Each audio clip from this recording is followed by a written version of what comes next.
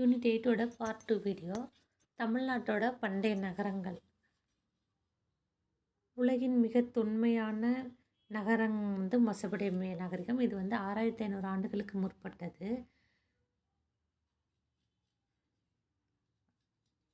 ஹரப்பா மொஹஞ்சதாரோ மாதிரி தமிழ்நாட்டிலும் தொன்மையான நகரங்களுக்கு அந்நகரங்கள் என்னென்னா மதுரை, காஞ்சி, பூம்புகார். பூம்புகார் பண்டைய தமிழகத்தின் மிக பழமையான நகரங்கள். பூம்புகார் காப்பிய மாந்தர்களான கோவலனும் கண்ணகி இந்த ஊரில் தான் பிறந்தாங்க. பூம்புகார் புகழ்பெற்று விளங்கிய துறைமுக நகரமும் கூட. ஒவ்வொரு நாடும் தனது தேவைக்கு போக எஞ்சிய பொருட்களை அண்டை நாடுகளுக்கு ஏற்றுமதி செய்யும். தங்கள் நாடுகளில் பற்றாக்குறையுள்ள பொருட்களை பிற நாடுகளிலிருந்து இறக்குமதி செய்ய வேண்டியது. இதற்காக கடல்வழி வணிகம் அதிகரித்த போது துறைமுகங்கள் உருவாகின. அத்தகைய துறைமுகங்களில் வரலாற்று சிறப்புமிக்க ஒன்று தான் பூம்புகார் துறைமுகம். இந்த பூம்புகார் துறைமுகம் எங்கே இருக்குன்னா வங்காள விரிகுடா கடலின் கரையில் அமைஞ்சிருக்குது. இது காவிரி ஆறு கடலோர கலக்கும் இடத்துல தற்போதைய மயிலாடுதுறைக்கு அருகில் இருக்குது. அடுத்து பூம்புகார் துறைமுகம் இந்த நகரத்துக்கு புகார் காவிரி பூம்பட்டினம் பேர். பூம்புகார் துறைமுகத்துக்கு என்ன பேருன்னா புகார் காவிரி பூம்பட்டினம் இருக்குது. சங்ககால சோழ அரசரோட துறைமுகம் பூம்புகார். சோழர்களோட துறைமுகம் தான் பூம்புகார்.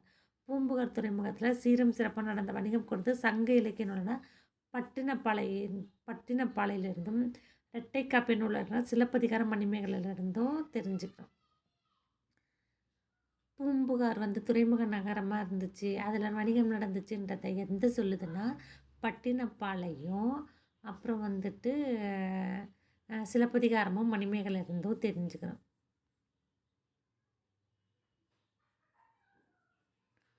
சிலப்பதிகார நாயகி கண்ணகியோட தந்தையார்னா மாநாய்க்கன். மாநாய்க்கன்னா பெருங்கடல் வணிகன்னு பொருள்.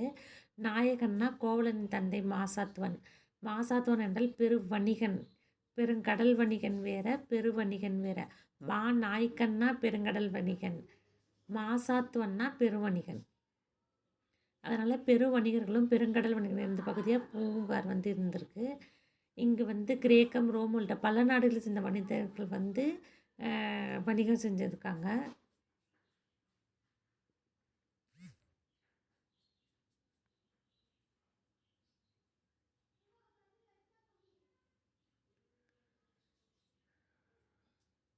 பூம்புகார் மக்கள் வெளிநாட்டு மொழிகளையும் கற்றிருந்திருக்காங்க.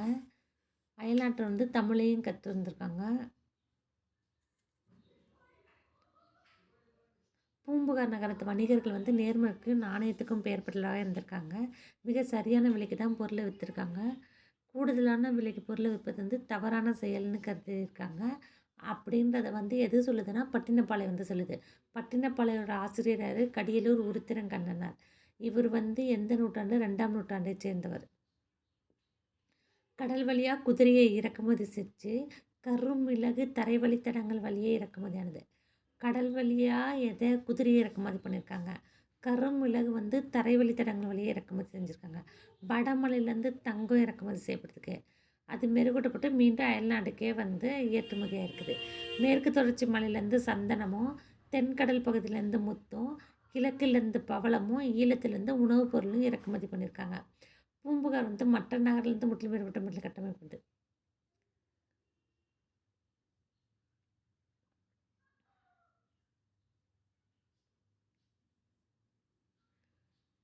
பூம்புகாரில் கப்பல் கட்டும் தளம் மட்டும் செப்பனிடம் தளம் இருந்ததாகவும் கூறப்படுகிறது.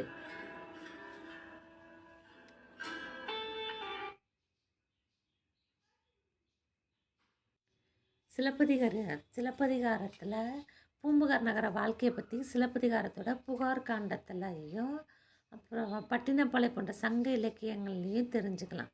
200 வரை சிறப்புற்று பொது ஆண்டு 200 வரை சிறப்புற்று இந்த புகார் நகரம் கடல்கோள் அல்லது கடற்சீற்றங்களால் அழிஞ்சு போயிருக்கலான்னு கூறப்படுது. அதனோட சான்றை பூம்புகாரில் இன்றைக்கும் காணலாம்னு சொல்லியிருக்காங்க. அடுத்து மதுரை. மிக பழமையான நகரங்கள் மதுரை ஒன்று. சங்கமலத்து நகரம்னு பெயர் பெற்றது. பண்டைய காலத்தில் மதுரையை முறையே பாண்டியர்களும் சோழர்களும் களப்பிரர்களும் ஆட்சி செஞ்சுருக்காங்க. இடைக்காலத்தில் பிற்கால சோழரும் பிற்கால பாண்டியரும் அவங்கள தொடர்ந்து நாயக்கரும் ஆட்சி புரிஞ்சிருக்காங்க. இதன் விளைவாக பண்பாட்டு கலப்பினங்கள் வணிகம் செலுத்துது. இதற்கான சான்றுகள் மதுரைக்கு அருகில் உள்ள கீழடியில் நடத்தப்பட்ட அகழ்வாய்வில் கிடைச்சிருக்குது. நாலங்காடி, அல்லங்காடின்ற 2 வகை அங்காடிகள் வந்து மதுரையில இருந்திருக்குது. நாலங்காடி வந்து பகல் பொழுதுனான அங்காடி. அல்லங்காடின்றது இரவு நேரத்து அங்காடி. இரவு பகல் வேறுபாடு இல்லாமல் உயிர்ப்புள்ள நகரமாக மதுரை விளங்கியதால் தூங்கா நகரம்னு அழைக்கப்பட்டுகிறது. பெண்கள் வந்து எந்தவித பயமும் இன்றி இரவு நேரத்தில் அல்லங்காடியில் பொருளை வாங்கி சென்றாங்க. அந்த அளவுக்கு பாதுகாப்பானதாக மதுரை நகரம் விளங்கியது. பிற நாட்டு நாணயங்களும் மதுரையில் அச்சடிக்கப்படுது. மதுரையின் புகழுக்கு வந்து ஒரு சான்று. புகழ்பெற்ற கிரேக்க வரலாற்று ஆசிரியர் மெகஸ்தனிஸின் குறிப்புகள் வந்து மதுரை பற்றிய தகவல்கள் உண்டு. மௌரிய வம்ச அரசரான சந்திரகுப்தருடைய அமைச்சரான சாணக்கியர் வந்து மதுரையை பற்றி தனது அர்த்தசாஸ்திரத்தில் குறிப்பிட்டிருக்காரு. மதுரை நகரை சுற்றிலும் இருந்த அகலியில் வந்து யானைகள் கூட செல்லும் அளவுக்கு அகலமான சுரங்கப்பாதைகள் அமைக்கப்பட்டது. இவ்வாறு மதுரை பண்டைய காலத்தில் சிறப்பு திகழ்ந்தது. காஞ்சி கல்வி கற்பதற்கான இடத்தினை வந்து பள்ளி என்று அழைக்கிறோம் அல்லவா. இப்பள்ளிகள் வந்து காஞ்சி நகர் தான் முதன்மையில் ஏறவிடும்.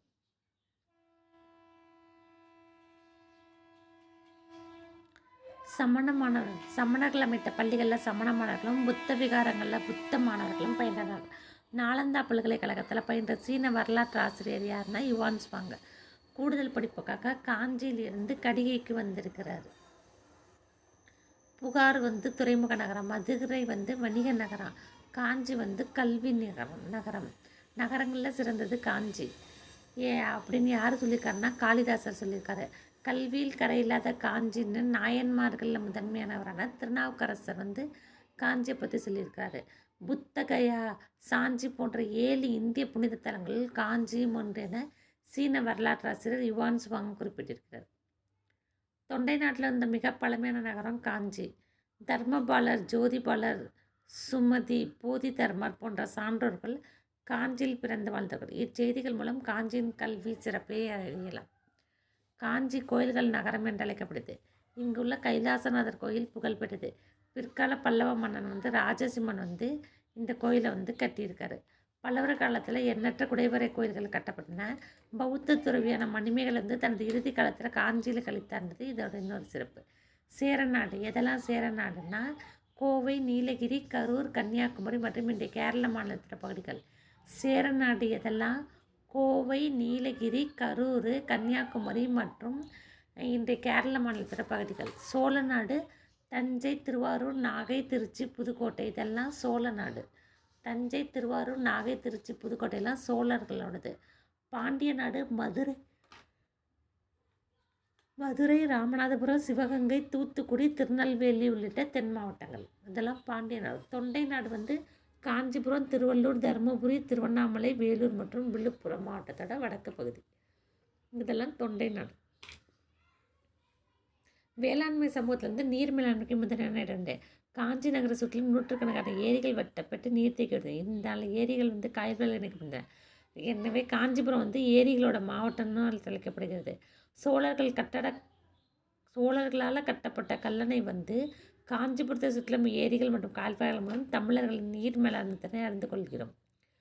பூம்புகார், மதுரை, காஞ்சி ஆகிய 3 நகரங்கள் மட்டுமல்லாமல் கொர்க்கை, வஞ்சி, தொண்டி, உறையூர், தகடூர், முசிறி, கருவூர், மாமல்லபுரம், தஞ்சை, காயல் போன்ற நகரங்களும் தமிழ்நாட்டில் இருந்திருக்குது. இங்கெல்லாம் ஆய்வுகள் மேற்கொள்வதன் வாயிலாக இன்னும் ஏராளமான தொல்லியல் சான்றுகளை கண்டறிய முடியும். சோழ நாடு சோறுடைத்து, பாண்டிய நாடு முத்துடைத்து, சேர நாடு வேலமுடைத்து, தொண்டை நாடு சான்றோருடைத்து.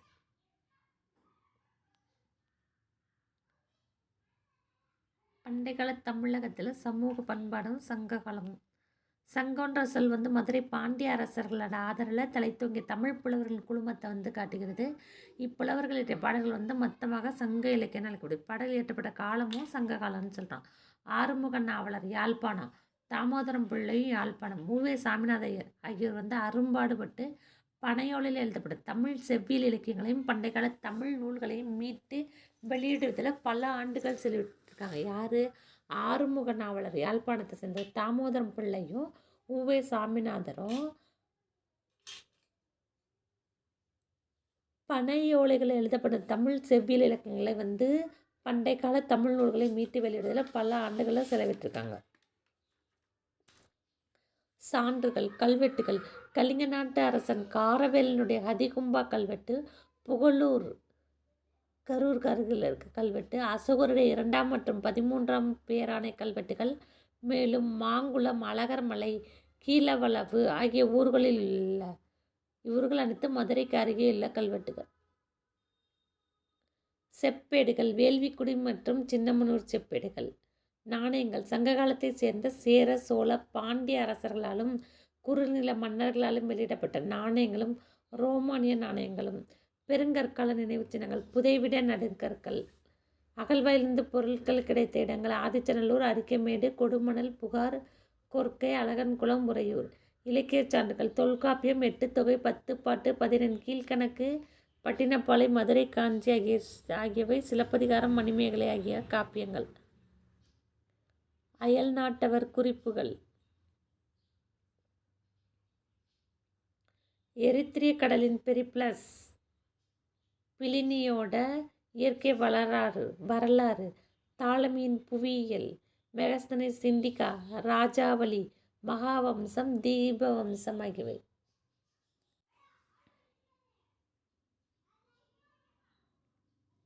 தொல்காப்பியம் ஒரு தமிழ் இலக்கண நூல். அது சங்ககால தமிழ் மக்களோட மொழி, பண்பாடு ஆகியவற்றை உயர்தரத்தை சுட்டி காட்டுகிறது.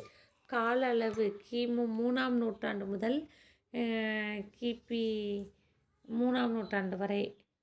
தமிழகத்தோட புவியியல் பரப்பு வடக்கே வேங்கடம், திருப்பதி முதல் தெற்கே கன்னியாகுமரி வரையிலும் கிழக்கிலும் மேற்கிலும் கடல்களை எல்லைகளாக கொண்டிருக்கிறது. காலம் இரும்பு காலம். பண்பாடு பெருங்கற்கால பண்பாடு. அரசு முறை முடியாட்சி. ஆட்சி புரிந்த அரச வம்சங்கள் சேர, சோழ, பாண்டியர்.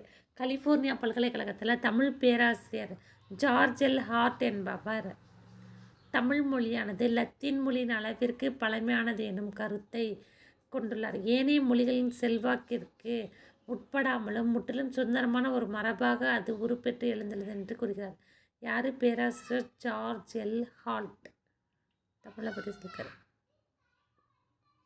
முக்கியத்துவம் மிகுந்த சேர அரசர்கள் யாருன்னா உதயன் சேரலாதன், இமயவரம்பன் நெடுஞ்சேரலாதன், சேரன் செங்குட்டுவன், சேரல் இரும்பொறை. முக்கியமான சேர அரசர்கள் யாருன்னா உதயன் சேரலாதன், இமயவரம்பன் நெடுஞ்சேரலாதன், சேரன் செங்குட்டுவன், சேரல் இரும்பொறை.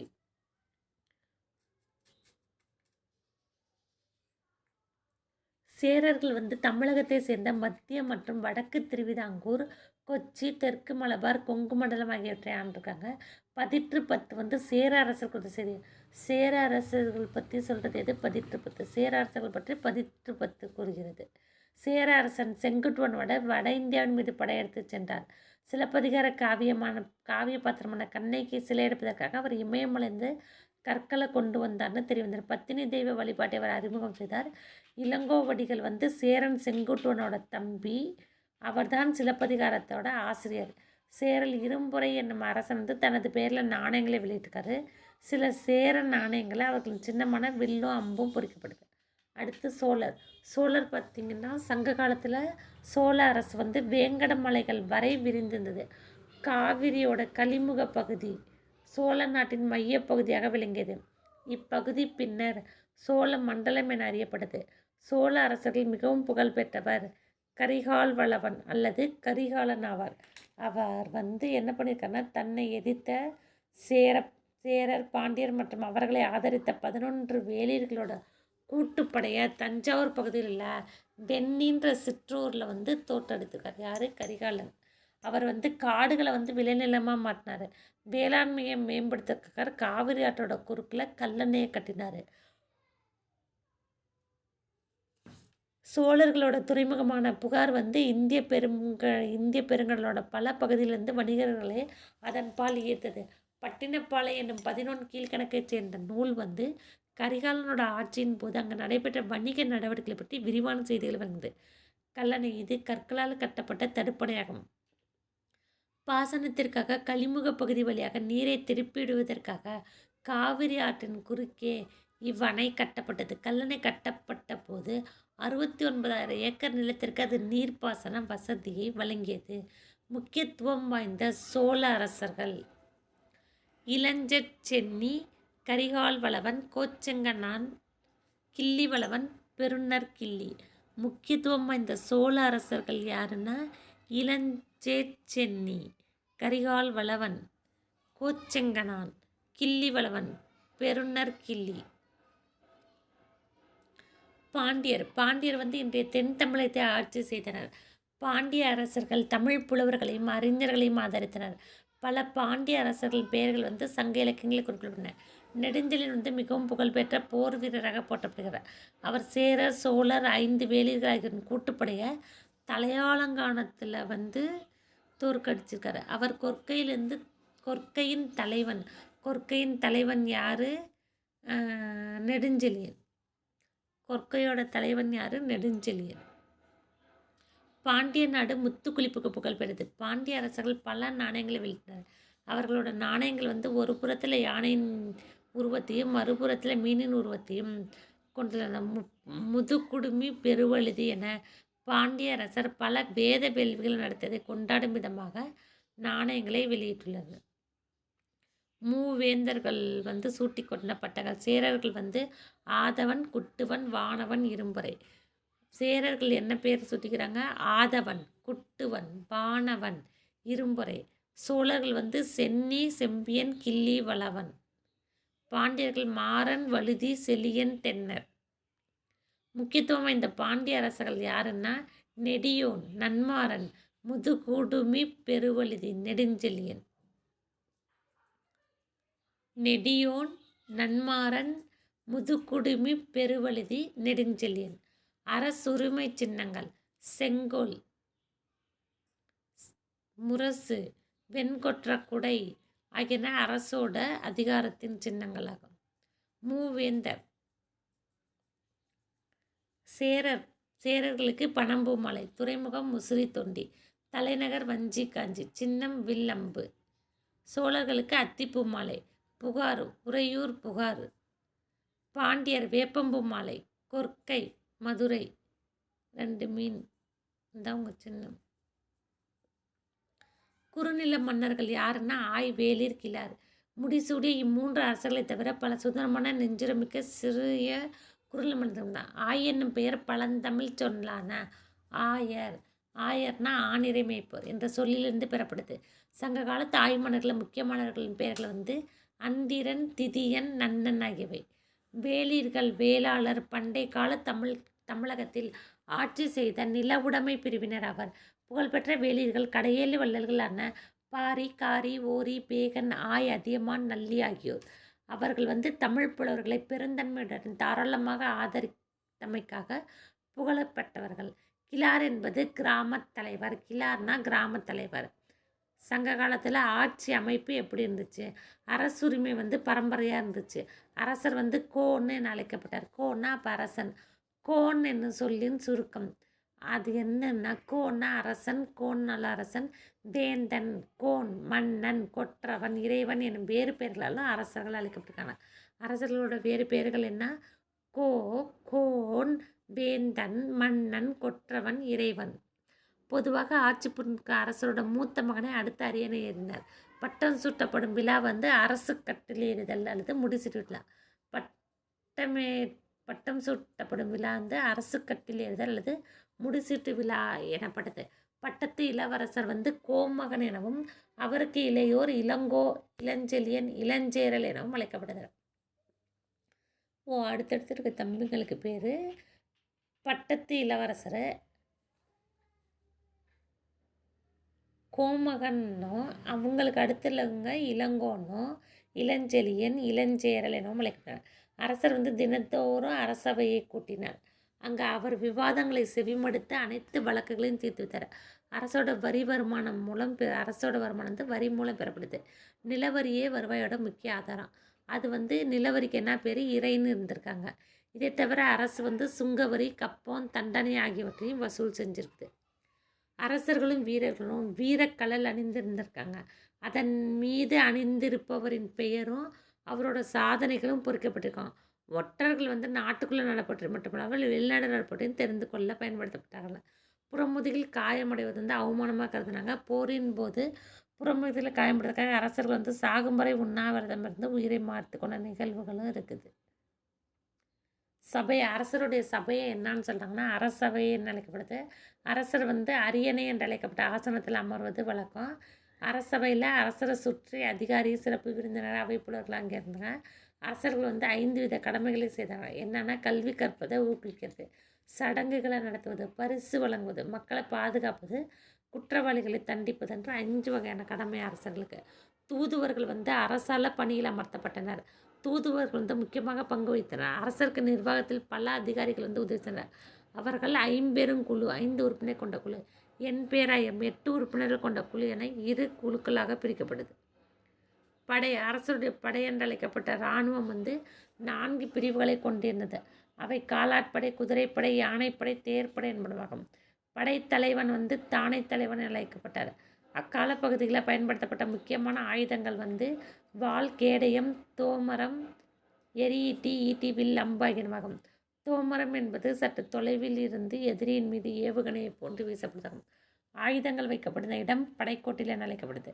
கோட்டைகள் அரண்களாலும் ஆழமான அகழிகளாலும் பாதுகாக்கப்பட்டன.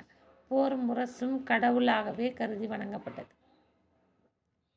கடற்கரையோர நகரங்களுக்கு பட்டினம் பெயர். புகார் என்பது துறைமுகங்களை குறிக்கும் பொதுவான சொல். முக்கிய நகரங்கள்: புகார், உறையூர், கோர்க்கை, மதுரை, முசிறி, வஞ்சி அல்லது கரூர், காஞ்சி. முக்கிய நகரம் எது? புகார், உறையூர், கோர்க்கை, மதுரை, முசிறி, வஞ்சி அல்லது கரூர், காஞ்சி. திணையும் நிலம் சார்ந்த சங்ககால சமூகமும். நிலத்தை வந்து 5 திணையாக பிரிக்கிறாங்க. மன்னனின் வளத்தை பொறுத்து நிலங்கள் வந்து வகைப்படுத்தப்படுகின்றன. மருத நிலம் வந்து மென்புலம், நன்சை என அழைக்கப்படுது. அதில் நெல்லும் கரும்பும் விளைந்தது. நெய்தல் தவிர மற்றவை வந்து வன்புலம். மருதம் மென்புலம், அதில் கரும்பும் நெல்லும். நெய்தல் தவிர மிச்செல்லாம் வன்புலம், புன்சை என அழைக்கப்படும். அவற்றில் தானியங்களும் பருப்பு வகைகளும் விளைந்தன. திணை: குறிஞ்சி வந்து மலையும் மலை சார்ந்த இடமும். தொழில் வந்து வேட்டையாடுதல், சேகரித்தல். மக்கள் வந்து குறவர், குறத்தியர். கடவுள் வந்து முருகன். முல்லை: முல்லை வந்து காடும் காடு சார்ந்த இடமும். ஆநிரை மேய்தல். ஆயர், ஆய்ச்சியர். மாயோன்: கடவுள் வந்து மாயோன். மருதம்: வயலும் வயல் சார்ந்த இடமும். வேளாண்மை: உழவன், உழத்தியர். இந்திரன்: வயலுக்கு இந்திரன். நெய்தல்: கடல் கடல் சார்ந்த. மீன் பிடித்தல், உப்பு உற்பத்தி. பரதவர், நுளத்தியர். வருணன்: கடல்ன்றதுனால வருணன். பாலை வந்து வறண்ட நிலம். வீர செயல். மறவர், மறத்தியர். கொற்றவை. சங்க காலத்தில் பெண்களோட நிலை வந்து சமூக வாழ்வில் பெண்களுக்கு வந்து கட்டுப்படலை. கற்றிருந்த அறிவு கூர்மையுடைய பெண்கள் இருந்திருக்காங்க. 40 பெண்பால் புலவர்கள் வாழ்ந்த அரிய நூல்களையும் கொடுத்துருக்காங்க. திருமணம் வந்து சொந்த விருப்பத்தை சார்ந்து அமைஞ்சிருந்தது. இருந்த போதிலும் கற்பு வந்து பெண்களோட மிகச்சிறந்த ஒழுக்கமாக கருதப்பட்டது. பெற்றோரோட சொத்துக்கள்லாம் மகனும் மகளும் சமமாக பங்கு இருக்காங்க. சங்ககால பெண்பார் புலவர்கள் யார்? ஔவையார், வெள்ளி வீதியார், காக்கைப்பாடினியார், ஆதிமந்தியார், பொன்முடியார். இவங்கெல்லாம் சங்ககால பெண்பார் புலவர்கள். மத நம்பிக்கைகளும் மற்றும் சமூக பிரிவுகளும் எப்படி இருந்துச்சுன்ட்டு. மத நம்பிக்கைகள் மற்றும் சமூக பிரிவுகள். மக்களோட முதன்மையான கடவுள் வந்து சேயோன் அல்லது முருகன்.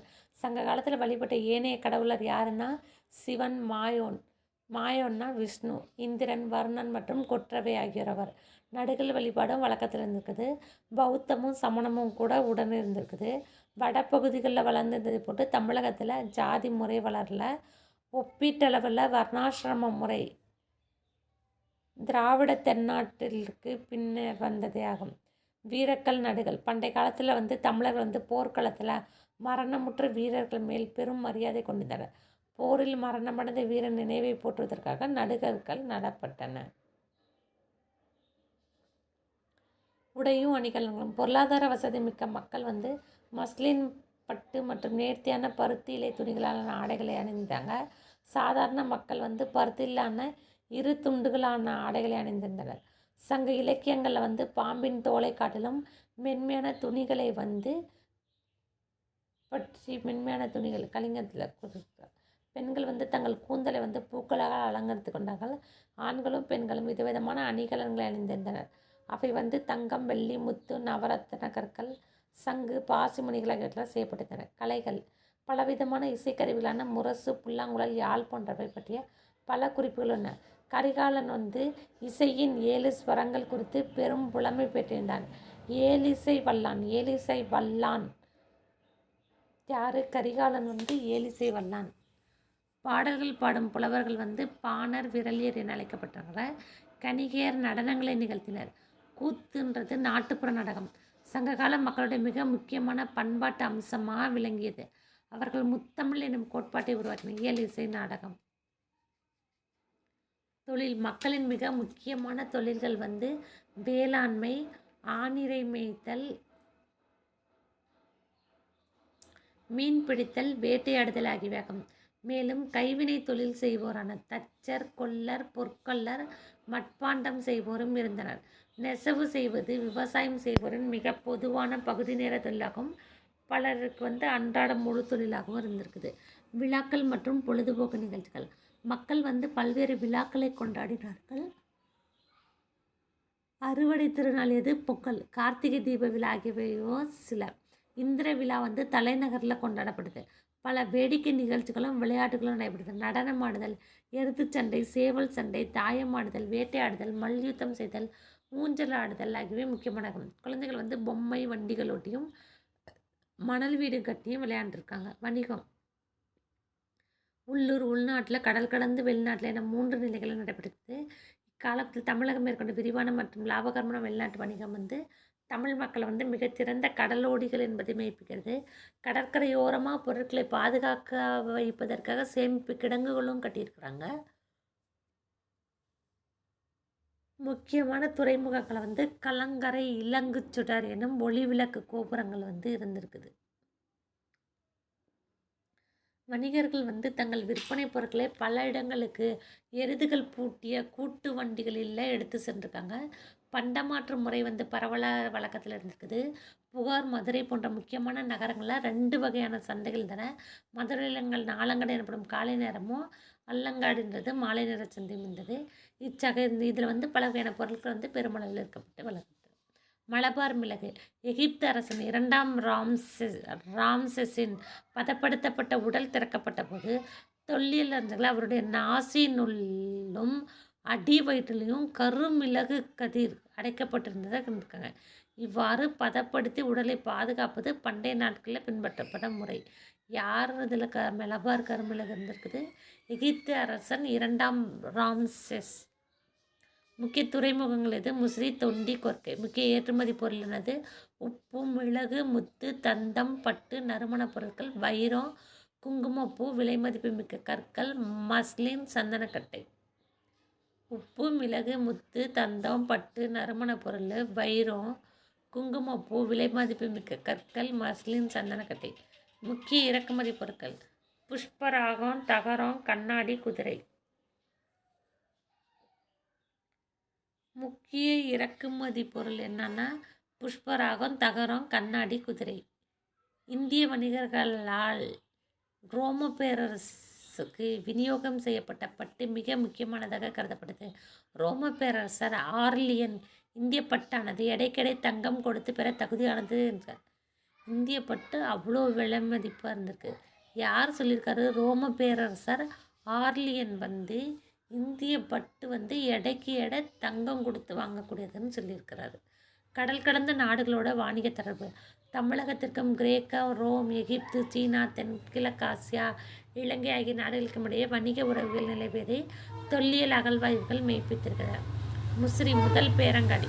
ரோம் நாட்டை சேர்ந்த மூத்த பிளினி தன்னுடைய இயற்கை வரலாறு என்னும் நூலில் முசிறியை இந்தியாவின் முதல் பேரங்காடின்னு குறிப்பிட்டிருக்காரு.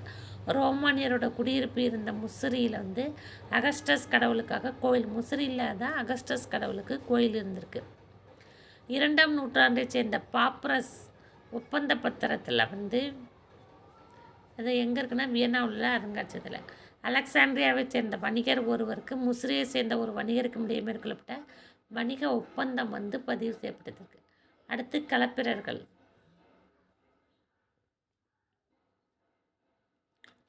3ஆம் நூற்றாண்டு இறுதியில் சங்ககாலம் படிப்படியாக தன் சரிவு செஞ்சுக்குது. சங்க காலத்தை தொடர்ந்து களப்பிரர்கள் தமிழத்தை கைப்பற்றி 2.5 நூற்றாண்டுகள் ஆட்சி செஞ்சுருக்காங்க. களப்பிரர்களை பற்றி அறிய நமக்கு